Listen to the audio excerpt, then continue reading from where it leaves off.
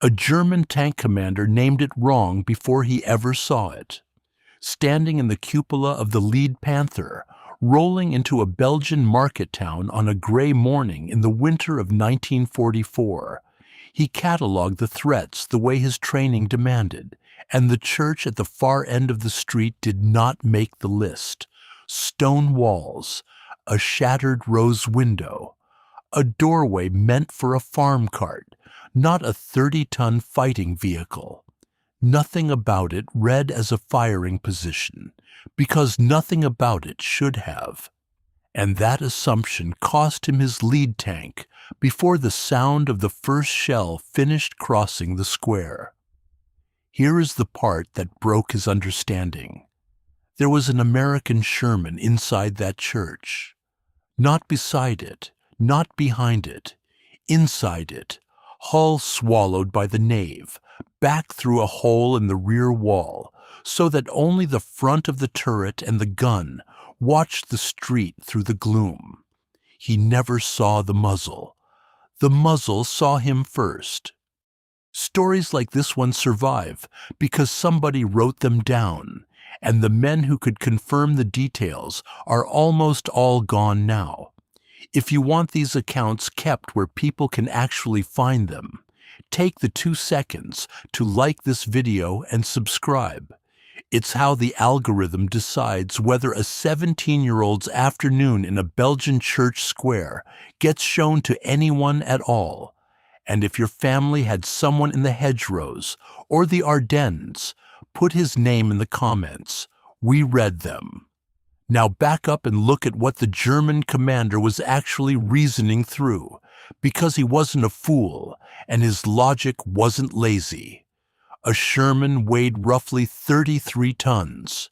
It stood 9 feet tall and stretched nearly 20 feet without the gun.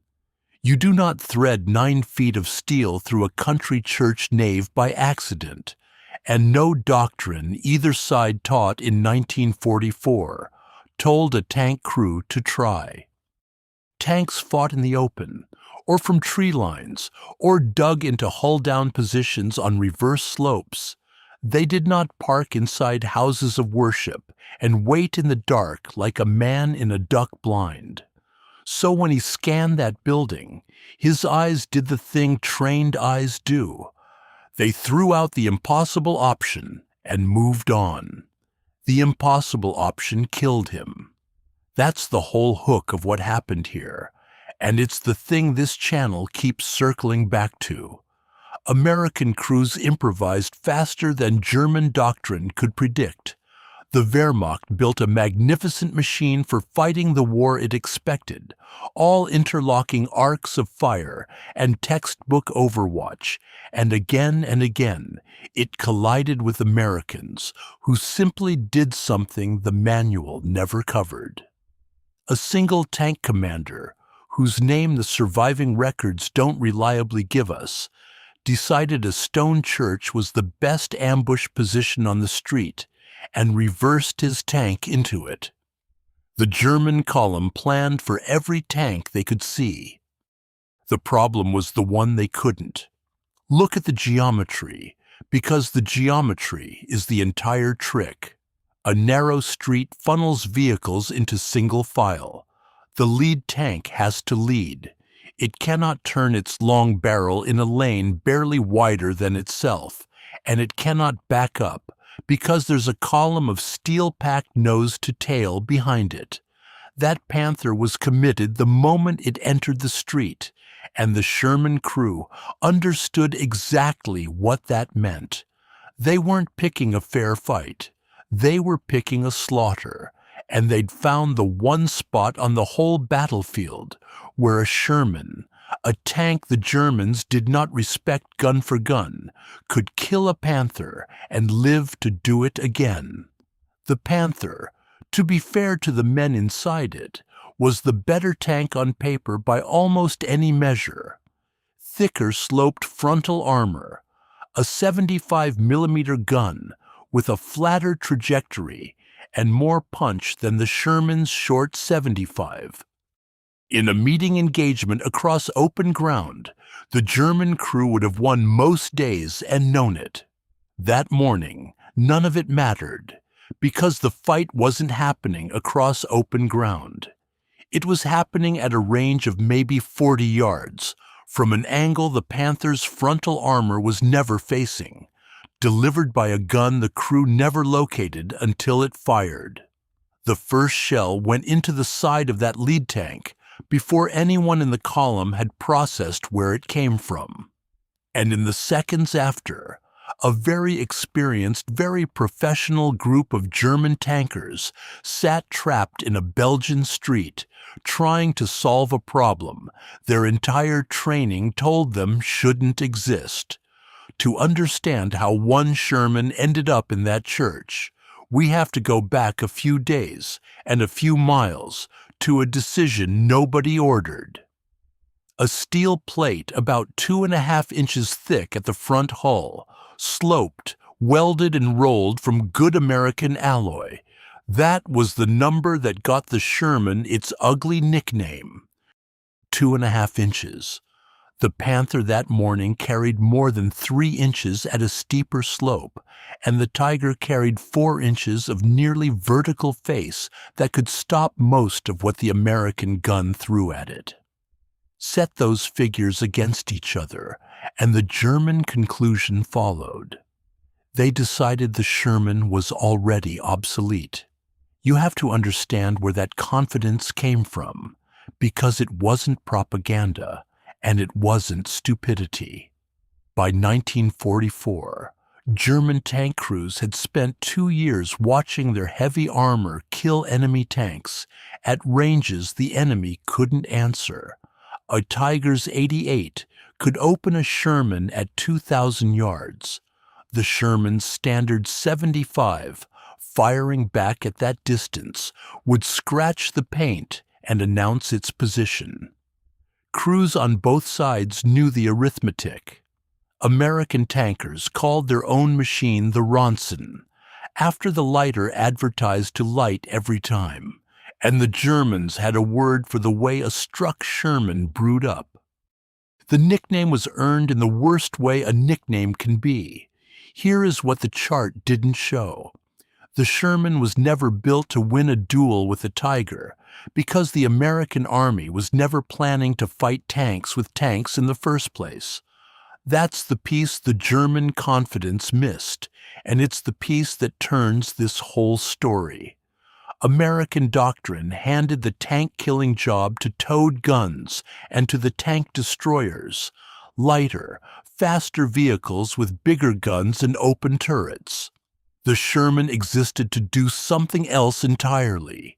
It existed to be reliable, to be shipped across an ocean by the thousand, to run for hundreds of miles without throwing a track, to support infantry, exploit a breakthrough, and be sitting in the fight tomorrow because it hadn't broken down today. Measured against that job, it was one of the finest weapons of the war. Measured against a Tiger at long range, it was a coffin.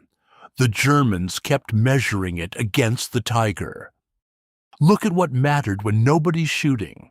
A Panther's transmission was a known chronic weakness, and its final drives failed under hard use with a regularity the crews dreaded. The Tiger drank fuel a starving Reich could barely supply and needed rail transport and specialized recovery just to move. Fewer than 2,000 Tigers of the first type were ever built. The Americans built roughly 49,000 Shermans. One of those numbers wins wars, and it isn't the small one. But numbers on a factory ledger don't help the crew in the street at 40 yards. What helped them was the other half of the Sherman's design, the half the death trap talk always skips. The gun traversed fast, powered by a hydraulic and electric system that could swing the turret through a full circle in about 15 seconds. The commander sat under a cupola with all-around vision. The crew drilled on a machine they trusted to start and to answer, and they'd learned, the hard, expensive way, across France and into Belgium, that the Sherman's edge lived at close range, in the first shot, from an angle the enemy's thick frontal armor wasn't pointed at. And there's the whole reversal, sitting in the specifications. Every advantage the Panther held evaporated inside 40 yards. Its long gun couldn't traverse fast enough in a tight street. Its glacis plate meant nothing when the shell came from the side. Its optics, superb at 2,000 yards, were useless against a muzzle it never located. The German crews had trained for the fight they were good at, and the American in the church had chosen the fight they were bad at on purpose. A German general put the frustration on paper after the war. In one of the studies, the U.S. Army had captured officers right up. His complaint, paraphrased but not softened, ran roughly like this. The enemy tanks were inferior to ours in armor and gun, and it made no difference because there were always more of them, and they were always where we did not expect them. He's describing a weapon he was supposed to have beaten, admitting it beat him anyway. That's the tank the Germans wrote off, thinner-skinned, undergunned, mocked by the men who rode in it, and dismissed by the men who faced it. On the right ground, aimed the right way, it turned a country church into the last thing a Panther crew ever misjudged. To see how one ended up back through a stone wall, we have to look at the days before the column arrived. 4 feet high and 3 feet thick. That was the average Norman hedgerow, and it taught American tank crews everything the church in Belgium would later prove. These weren't the tidy hedges of an English garden. Centuries of Norman farmers had piled earthen banks along every field boundary, packed them with roots, and let hawthorn and bramble grow into a wall that a Sherman could not climb and could barely see over. Each field became a walled box. The Germans, dug into the far bank, watched the one gap where a tank had to enter, and zeroed their guns on it. Bocage, the maps called it. The crews called it worse. The summer of 1944 hammered one lesson into every surviving American tanker. Terrain was not scenery. Terrain was cover, and cover was the difference between a first shot and a funeral. They learned it the expensive way. A tank cresting a hedgerow tilted its nose to the sky, exposed its thin belly plate, and hung there for a second or two while the driver fought for traction. German gunners waited for exactly that. In the first weeks of the Bocage fighting, whole platoons were bled out one climbing tank at a time, and the men who lived through it stopped thinking about their Sherman as a thing that charged across open ground. They started thinking about where the steel could hide. Sergeant Curtis Coulin's answer became famous: the hedgerow cutter, welded from German beach obstacles, a set of steel tusks bolted to the bow that let a Sherman punch straight through the bank instead of climbing over it. It's a great story, and it's true, but it's only half of what those crews figured out, and it's the half everybody tells. The other half never got a patent or a press photo. A stone wall stops a bullet. A farm building hides a hull. A pile of rubble in a village street breaks up the outline of 33 tons of tank until a gunner 200 yards away can't tell steel from masonry. Nobody wrote that in a field manual, because a field manual is written before the war by men who haven't met the ground yet. The crews wrote it themselves, in the fields around St. Lo, and they wrote it in a hurry. Watch how the lesson compounds. First, a crew learns to sit hull down behind a hedgerow bank, only the turret showing, gun laid on the gap the Germans have to come through. Then, they learn a barn does the same job and keeps the rain off. Then, somebody realizes a building with a back wall already blown out is not a ruin. It's a firing bay with a roof, a place to reverse into where the muzzle points at the street and the hull sits in shadow. Each step is small. Each step came from a man who'd watched a friend die doing it the doctrinal way. The Germans, and I want to be fair here, were superb at this kind of defensive fighting. Their doctrine of concealment and reverse slope positions was second to none, and in the bocage they used it to make the Americans pay for every field. There was nothing amateur about it. What they did not expect was how fast the Americans copied the idea and then turned it around on the attack, using cover offensively, hiding a tank not to defend a line, but to spring a trap on a road the Germans thought was theirs. By the time these units pushed out of Normandy and into Belgium that autumn, the surviving crews were a different animal than the ones who'd landed. They'd stopped trusting the open. A tanker who lived through the hedgerows read a village the way a hunter reads a woodline, and the first thing his eye went to was not the target, it was the hide. Where can I put this tank so the other man shoots second? That question, asked 10,000 times across a Norman summer, is the reason a Sherman commander months later looked at a Belgian church and saw a firing position instead of a place to pray. There's a sensory detail from those crews that stays with me. Veterans describe the inside of a buttoned-up Sherman in a firefight as a physical assault. The 90-decibel slam of the gun, cordite thick enough to taste, the hull ringing like a struck bell when a round glanced off, and the heat, always the heat, radios and engine and 5 men's bodies cooking the crew compartment until sweat ran into their eyes at the exact moment they most needed to see. That's the office they learned in. One tank destroyer commander, writing up the lessons of hedgerow fighting afterward, put it plainly. The man who fired first from cover almost always won, and everything else was detail. He wasn't reaching for a phrase. He'd simply counted the dead and knew the arithmetic. Guderian's tank arm had written the book on this, and the irony is that the Americans were now reading it back to him in a language he didn't recognize. German armor doctrine assumed the initiative. It assumed you saw the enemy first, engaged at range, and used superior optics and superior guns to win the exchange before the other man closed the distance.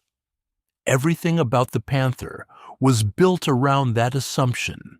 The long, high-velocity 75, the sighting equipment that let a gunner hold a target at 2,000 yards, the sloped armor tuned to defeat rounds coming from the front. Take that fight, and it was a magnificent instrument. The whole edifice rested on one condition, though: distance. Strip the distance away, and every number inverts. Look at the traverse figures, because this is where the church ambush was decided months before it happened.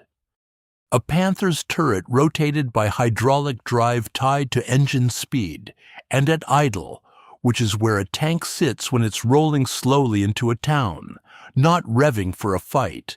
The traverse was sluggish, a crawl that could take the better part of a minute to swing the gun through a half circle. The Sherman's turret ran on a General Electric hydraulic system, independent of engine RPM, and it put the gun around in about 15 seconds, regardless of what the throttle was doing.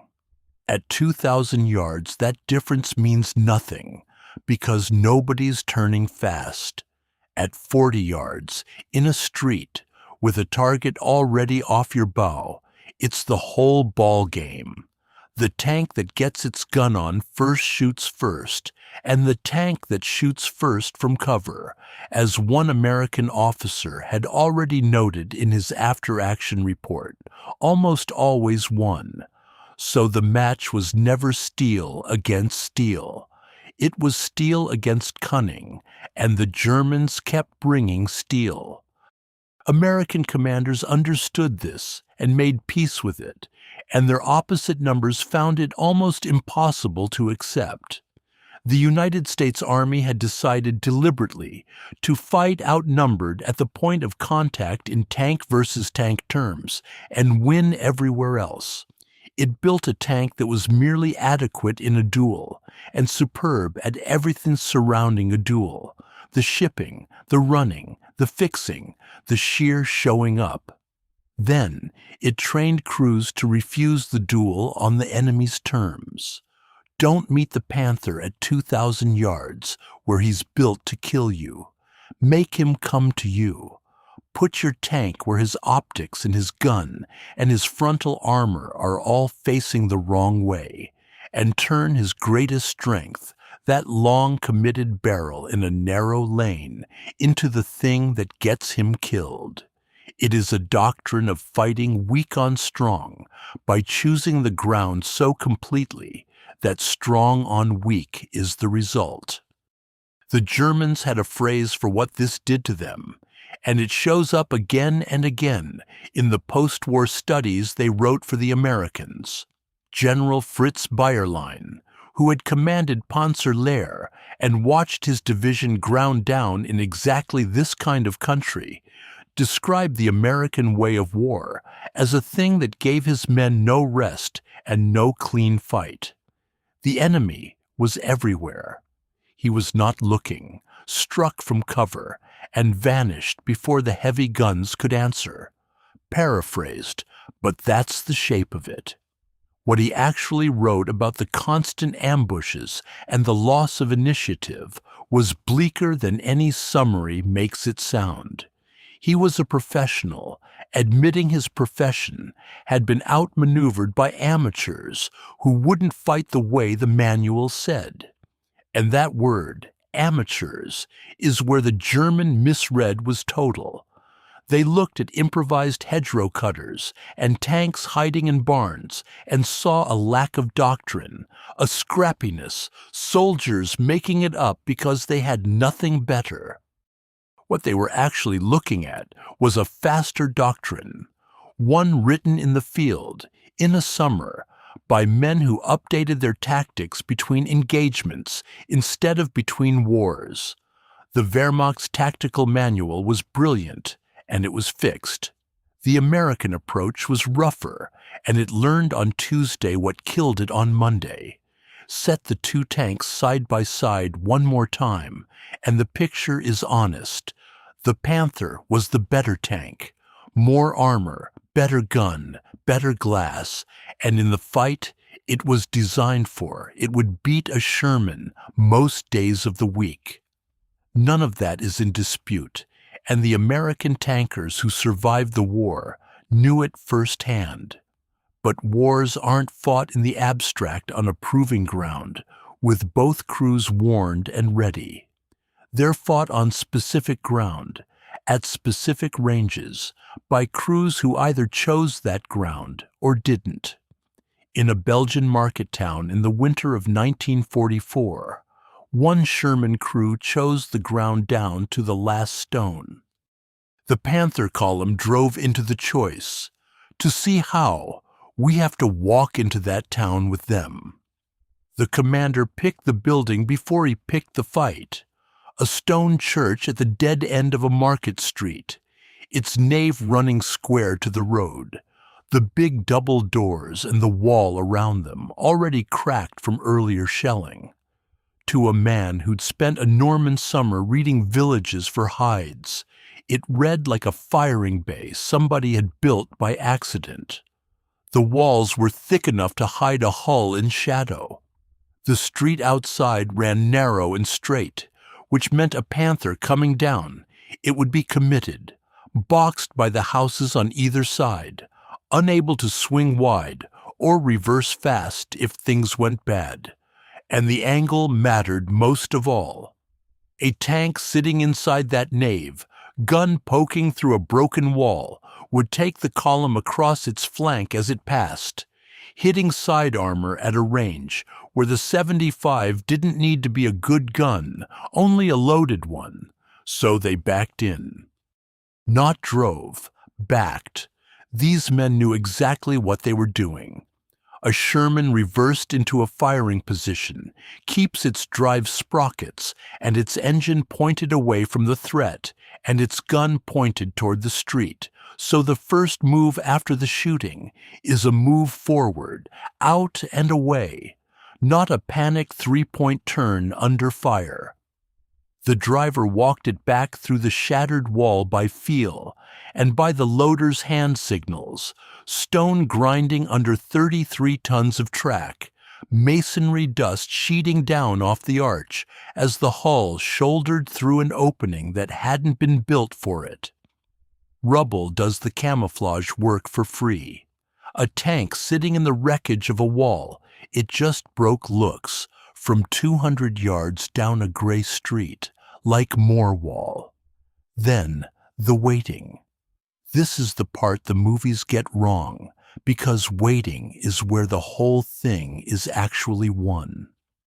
The gunner laid the 75 on a fixed point down the street, not on a target, on a spot, the place where the road narrowed, and any tank passing through would have to cross his line for a second or two.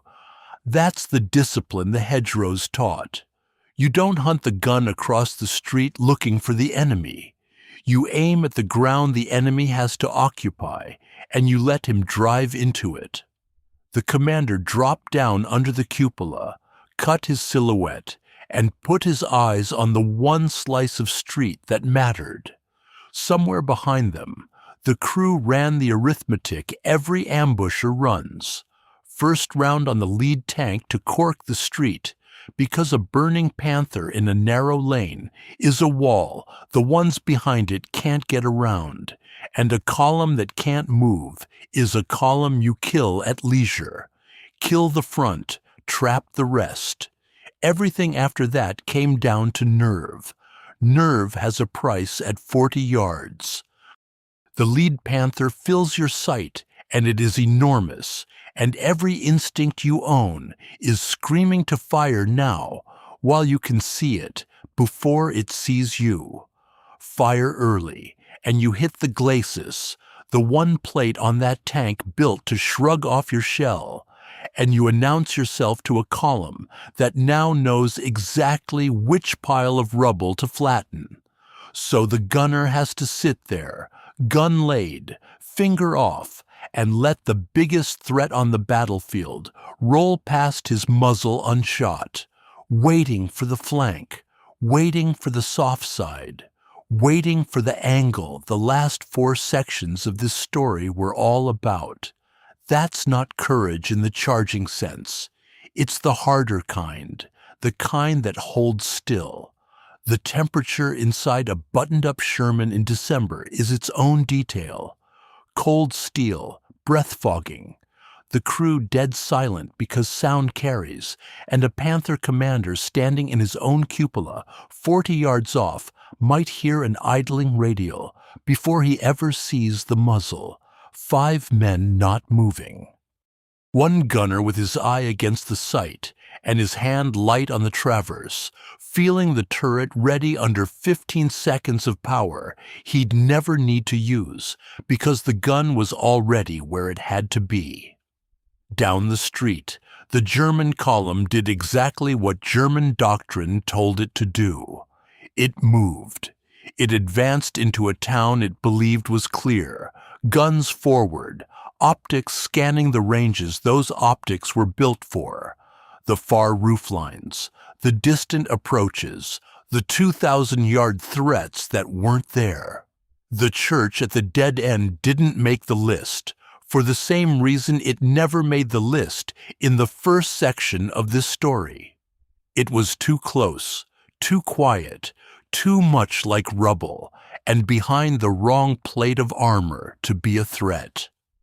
The lead Panther's tracks found the narrow part of the street. The gunner in the church took up the slack. The gunner fired at a range where the cross wall of the church still rang from the first Panther's engine. 1 round. The 75 put a solid shot into the side of the lead tank just below the turret ring. And at 40 yards, the shell didn't so much penetrate as walk straight through the thin flank plate the Germans had turned toward the doorway. What came next happened fast, and it was ugly. A Panther carried its ammunition in the hull sponsons, along the sides, exactly where the shot went in. When those rounds cooked, the turret lifted. Not blew off in one clean piece the way the films like it. Lifted, dropped, canted, while a jet of flame came up through the commander's hatch and out the vision blocks like a blowtorch through a keyhole. The tank stopped where it stood, burning. 40 yards down a street it could not now get out of, and could not now get around. The column behind it did everything wrong, because there was nothing right left to do. Everything now closed on this one moment, the one every previous section was building toward. A burning Panther in a narrow lane is a wall. The tanks behind it were boxed by the houses the commander had counted on hours earlier. No room to swing wide, no room to bring their frontal armor and their long guns to bear on the one pile of rubble that was killing them. Numbers meant nothing. 5 Panthers in a street where only the front one can shoot is 1 Panther, 4 times over, waiting its turn. The Sherman gunner did not wait for them to solve it. He walked the gun to the second vehicle and fired again. Reload. Fired again. The loader's world shrank to the breech and the ready rack and the scream of the commander calling targets, brass stacking on the floor of the turret, the extractor throwing each spent case back hot enough to blister a hand that touched it. The hull rang like the struck bell those crews always described. Cordite filled the compartment until every breath tasted of it, and the heat came up fast off the gun and the men, sweat cutting through the December cold on 5 faces in a space the size of a closet. Nobody heard anything but the gun. Veterans always come back to this. Not the fear, the deafness, the way a firefight erases sound and leaves you inside your own skull watching your hands work. The Germans tried to fight. Of course they did. These were experienced crews, and a professional does not sit and die quietly. But a Panther's turret at idle traversed like a man turning a heavy crank underwater, and by the time a gunner in the column had dragged his long 75 around toward the church, the Sherman had already shot him and moved on. The one advantage the German tank owned, that magnificent gun, needed a second or two and a clear line, and it had neither. Their optics were built to find a threat at 2,000 yards. The threat was at 40, behind stone, wearing the wreckage of a wall like a coat. How much worse could it get for the men in that street? Worse. A tank that couldn't advance tried to reverse and jammed into the one behind it. Crews began to bail, dropping out of hatches into a street being raked by their own burning vehicles. And the ammunition in the brewed-up tanks kept cooking, throwing rounds and track links and pieces of running gear down the length of the column. The narrow lane that German Doctrine had rolled into so confidently became an oven with brick walls. The exact count of what that single Sherman killed in those minutes is one of the places the record goes soft. After-action paperwork from small unit actions in the Bulge was written fast by tired men, sometimes days later, and the numbers vary from telling to telling. What is not in dispute is the shape of it. A single tank correctly placed, took a column that outgunned and outnumbered it, and turned superior armor into a line of stationary targets that could not shoot back. One German account of this kind of street fighting, written up afterward, described the sensation of being fired on from a position they could not locate and could not answer. The phrase that survives is that the enemy seemed to shoot from the houses themselves. From the houses themselves. They never did name the church. When it was over, the Sherman did the last thing the hedgerows had taught. It drove forward, out through the broken wall it had backed through, sprockets and engine already pointed the right way, and left the burning column behind it in the street. The crew came back. The men in the lead Panther did not. 200 yards of straight stone street, and every gun still working in that column was now pointed at one thing. The church took the return fire, the way it had taken 4 centuries of weather. A Panther's 75, fired in panic by a gunner who'd finally dragged his turret partway round, put a shell into the nave wall above the Sherman's hull, and the difference between a solid shot and the medieval masonry it hit was measured in the shower of stone that came down on the deck plates. Rock the size of a fist rang off the turret roof. Grit and pulverized limestone poured through the open commander's hatch and down the back of 5 men's collars, and the driver, who could see almost nothing, felt the whole 33 tons shudder as fragments of the church he was hiding in bounced off the hull he was hiding behind. The reversal came inside a heartbeat. Now the German rounds were hitting the building, while the American rounds hit the tanks. The gunner never lifted his eye from the sight. He killed the 3rd Panther the way he'd killed the first 2, a solid shot into the flank, while its crew was still solving a geometry problem that had no solution. The tank couldn't turn its front to the church without room it didn't have, and it couldn't turn its gun fast enough on a turret ring the ambush had already priced in. The loader's hands moved without him. Slam the round, close the breech, slap the gunner's shoulder, ready, and the case comes back hot and clanging onto a floor already slick with them. The air in the turret went past cordite into something you could chew. Someone was shouting range corrections nobody could hear over the ringing, so they used their hands, the way they'd learned to in Normandy, because a crew that can fight death is a crew that keeps fighting. Outside, the street did the killing for them.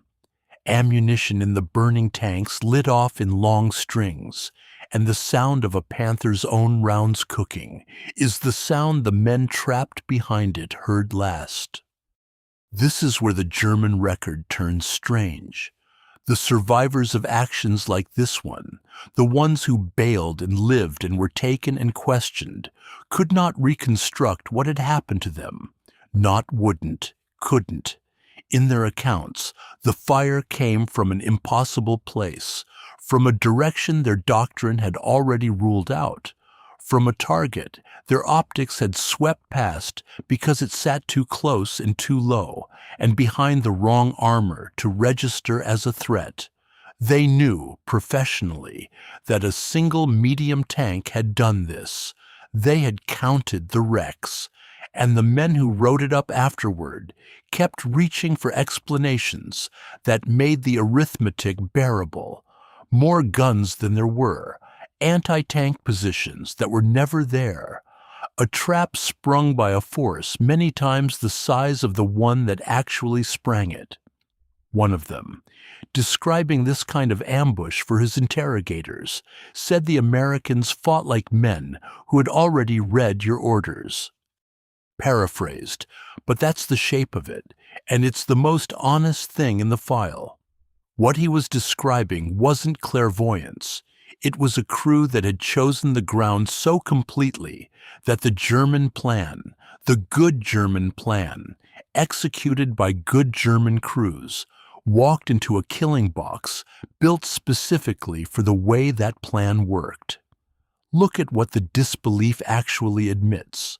A professional army, at the peak of its tactical craft, sat in its own after-action reports and could not account for its own defeat except by inventing an enemy larger and better armed than the one that beat it. There is no higher compliment a soldier can pay. It is the enemy telling you, in his own hand, in a document he wrote for his own side, that what you did to him should not have been possible. The Sherman's gun went quiet because there was nothing left in the street that could shoot back. The barrel ticked as it cooled. Down the nave, the doors the church had stood behind were gone, blown flat by return fire that had come too late and hit the wrong stone. 5 men sat inside a ringing steel box, ears useless, breathing limestone dust and cordite, listening to the last rounds cook off in the wrecks 40 yards away. They had backed a merely adequate tank into the house of God, aimed a merely adequate gun at a patch of empty street, and waited. The best tank on the battlefield had driven into the patch. The crew drove out through the wall they'd come in through. Behind them, in the street, the men who'd catalogued every threat but the right one stayed where they'd stopped. By January of 1945, the trick had a name and no manual. The Germans wrote Doctrine. The Americans wrote memos, swapped stories over ration cans, and taught each other what worked in the space of a single freezing afternoon. A crew in the 2nd Armored figured out the reverse into cover firing position and told the crew next to them. A company in the 3rd learned to aim at ground instead of tanks and passed it down to the replacements, who arrived not knowing a sponson from a sprocket. None of it came from a printing press in Berlin, because none of it could. What that lone Sherman did in a Belgian church was not a secret weapon. It was a habit of mind, distributed across 10,000 tanks, and you cannot capture a habit of mind, reverse engineer it, and bolt it onto your own machine. The thing beating the German general staff should have terrified them more than any single tank did, because it was uncopyable. A Panther was a set of specifications: armor thickness, muzzle velocity, the reach of the optics. You could measure all of it, and German engineering measured beautifully. The Wehrmacht understood armor as a contest of numbers, and by the numbers, they were winning most individual matchups right up to the end. What they never built a column for was an enemy who treated the tank as the least interesting part of the problem. The interesting part was the church, the street, the angle, the patience, the willingness to let the best tank on the battlefield roll past your muzzle unshot. A spec sheet cannot hold that. It was a culture, and the Germans had spent the war building the opposite one. A culture that assumed the initiative and expected to be the hunter, that scanned 2,000 yards out because it had never seriously planned to be ambushed at 40 by something hiding in rubble. The Foreign Military Studies program is where this gets documented in the enemy's own hand. After the war, the U.S. Army sat captured German generals down and had them write up, in detail, how the Americans had actually fought them. Read those reports, and a pattern surfaces that the generals clearly found uncomfortable to admit. They praised the artillery, endlessly, and they respected the air power. When they came to the tank crews, the tone shifts into something like puzzlement. The American armor, they wrote, was flexible. improvisational, quick to adapt to terrain, forever doing things that violated their own manuals and worked anyway. One senior German officer described American units learning inside a single engagement what should have taken formal retraining. He did not mean it as a compliment, though it reads as one anyway. Look at the numbers behind the habit. The United States built just under 50,000 Shermans. Germany built roughly 6,000 Panthers. The comparison everyone loves to make is quality against quantity, the death trap against the cat, and it misses the actual mechanism. 50,000 tanks crewed by men encouraged to improvise, to talk, to steal each other's good ideas and abandon the bad ones by nightfall. That is not merely more tanks. It is a faster nervous system. Every Sherman that survived a fight taught the next Sherman something, and the lesson traveled at the speed of American soldiers complaining to each other, which is very fast indeed. The German system could not answer this, and it's worth being precise about why. Their doctrine flowed downward, from staff to unit, and it was superb when the situation matched the plan. It went brittle the instant the situation didn't. A Panther crew boxed in a burning street had no authority to invent a solution, and by the time one traveled up the chain and back, the crew was dead. The Americans inverted it. The solution lived in the crew, in the church, in the 40-yard shot nobody ordered, and nobody wrote down until afterward. So the enemy was left doing the one thing a professional army should never have to do. In report after report, they explained their defeats by inflating the force that beat them. More guns, more tanks, positions that were never there. It's the same move the survivors in that Belgian street made, scaled up to an entire theater. The men who had written the book on armored warfare could not admit that the book had been read back to them by amateurs who never bothered to write one of their own. The action in the church went into the paperwork the way all of them did, compressed and undramatic, the numbers filled in by a tired officer days later. Sources still disagree on the exact tally of tanks killed in that street. The unit records that survive log it in the flat. Language the Army used for everything. A line item among 100 others from that week of the offensive. The after-action report listed it as enemy armor destroyed, quantity not specified, and moved on to the next entry.